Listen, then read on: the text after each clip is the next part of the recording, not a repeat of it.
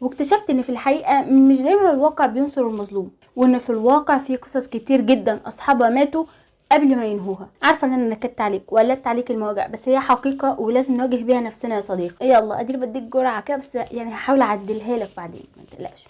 هديك جرعه ايجابيه بعدين ان شاء الله، لو في جرعه ايجابيه اديها لك. هركب كوبايه شاي دي شويه بقى وتعالى احكي لك عن غسان كنفاني. 9 ابريل 1936 اتولد غسان كنفاني بعكا. والده كان محامي معروف، وشارك في الحركات الوطنيه الفلسطينيه ضد الوجود البريطاني وسياسه هجره اليهود لفلسطين، وتعرض للسجن والاعتقال كذا مرة. سنة 48 أسرة غسان كنفاني أجبرت إن هي لازم تنزح وتسيب فلسطين، زي ما أسر فلسطينية كتير جدا حصل لها ده في الوقت ده، وراحوا ساعتها لبنان وبعد كده انتقلوا لسوريا. لحد هنا قصة عادية جدا، أو أكشلي هي مش عادية، حصلت لآلاف وقد يكون ملايين الفلسطينيين اللي سابوا أراضيهم وسابوا بيوتهم تحت صمت دولي رهيب بدعوة ملناش دعوة، والدول دي بتدعو